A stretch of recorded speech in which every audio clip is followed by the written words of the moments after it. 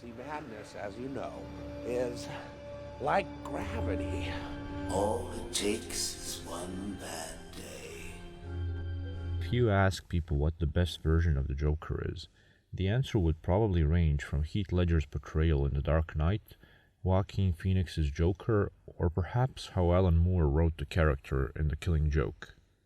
True connoisseurs might also mention Mark Hamill's portrayal in the animated 90s cartoon, or Mark Hamill's portrayal from the Arkham video game Phorology. I'm going to ignore those last ones because for the purposes of this video, I want to thematically connect the three aforementioned Jokers. I want to analyze how in the past 3 decades, the answer changed when it comes to the question, can anyone become the Joker if they have one bad day? Spoiler warning, if you haven't seen these 3 movies and don't like your stories being spoiled, then leave this video now. In Alan Moore's comic book The Killing Joke from 1988, the Joker tries to prove anyone can go mad if they're pushed hard enough. He kidnaps Gordon and shows him his weird kinks, but Gordon doesn't give in. Batman beats the crap out of him and then offers him a helping hand, but not before reminding him that he is an outcast and that ordinary people don't crack. Fast forward to 20 years later, Heath Ledger's Joker also tries to prove that deep down everybody's a monster, and that you just need a little nudge to fall off the sane train. He rigs 2 densely packed ferries with explosive and gives each crew the detonator for the other one. If nobody decides to pull the trigger, they'll both explode.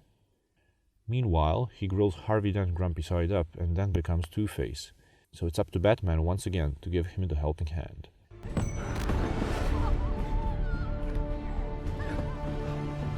Moving on. Here the Joker appears to prove his hypothesis on how an individual is first and foremost determined by their surroundings. Wait, I hear you say, what about the fairies? Since both crews refuse to sacrifice the other, everybody lives happily ever after, and it turns out that the Joker is still wrong 99.4% of the time. It's all about the individual and what that individual decides to become.